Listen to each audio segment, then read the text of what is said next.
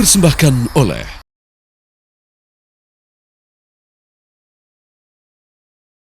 Bismillahirrahmanirrahim. Assalamualaikum warahmatullahi wabarakatuh. Para pemirsa TV One yang dimuliakan Allah Subhanahu wa taala, alhamdulillah kita berjumpa lagi ya. Dan insya Allah mudah-mudahan bulan Ramadan ini kita akan mendapatkan nilai lebih daripada Ramadan-Ramadan yang lalu. Kali ini kita melaksanakan kegiatan sampai akhir Ramadan kerjasama antara TV One dengan Ikatan Ahli Ekonomi Islam. Nah, topik kita kali ini adalah harta bagaimana konsep Islam mempersepsikan apa itu kekayaan, apa itu harta. Di dalam bahasa Arab, al-mal itu harta. Mal itu arti dasarnya itu adalah kecenderungan.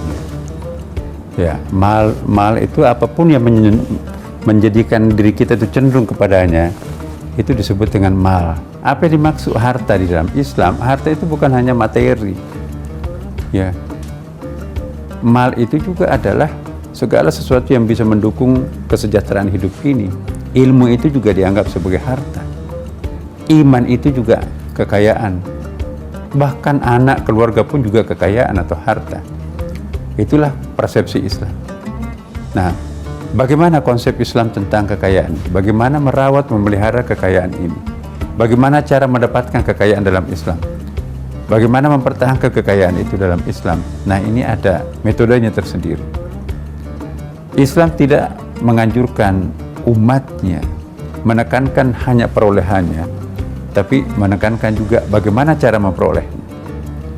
Ya, jangan sampai kita meraih harta sebanyak-banyaknya, tapi cara memperolehnya itu melalui jalan batil. Segala sesuatu yang diperoleh melalui jalan batil itu hasilnya juga akan batil.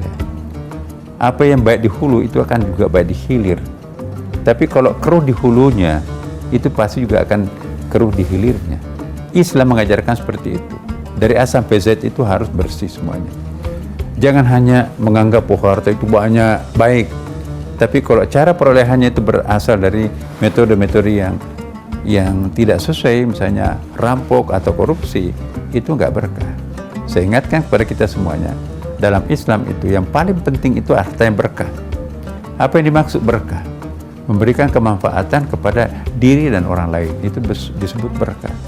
Memberikan kemanfaatan dunia sampai di akhirat, itu berkah. Kalau hanya di dunia tidak sampai ke akhirat, itu bukan berkah. Kalau hanya kita dan keluarga kita tapi tidak berdampak pada masyarakat, itu bukan berkah. Karena itu dalam Islam, tujuan utama kita itu bukan mencari yang sebanyak-banyaknya, bukan mencari yang setinggi-tingginya, ya, atau seluas-luasnya. Apa artinya banyak, besar, luas, tinggi, tapi tidak berkah? Jadi rumah itu besar, banyak kamarnya, bersih, tapi hidupnya seperti di rumah sakit. Rumah sakit itu besar, bersih, banyak kamar, isinya orang rumah sakit. Rumah mewah, sekarang mobilnya mobil mewah, tapi perasaannya seperti di ambulans. Apa isinya ambulans? Kalau bukan orang mati, orang setengah mati kan.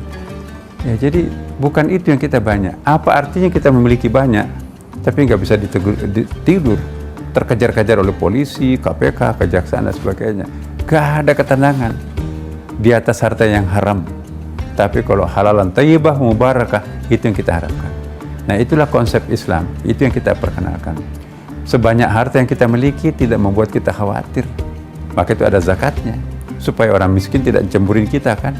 Kalau perlu kita dijaga oleh orang miskin. Jadi orang miskin tidak merasa miskin, orang kaya tidak merasa berlebihan kaya. Kalau konsep Islam ini dikeluarkan, dan jangan hanya mengeluarkan zakat. Alangkah miskinnya seorang umat Islam itu kalau pengeluarannya hanya zakat. Cuma 2,5% itu pengeluaran zakat harta itu. Bayangkan bunga deposito kita, kalau mau pakai sistem bunga, kalau mau darabahnya atau musyarakahnya atau profitnya kalau kita pakai di perbankan syariah, ya kan, itu jauh lebih besar. Jadi saya kira terlalu miskin kita sebagai umat Islam kalau pengeluarannya hanya zakat. Kan ada lembaga lain namanya infak, sedekah, jariyah, hibah, wasiat, dan seterusnya. Nanti kita akan bahas pada hari-hari berikutnya tentang pundi-pundi umat ini. Terima kasih. Wassalamualaikum warahmatullahi wabarakatuh.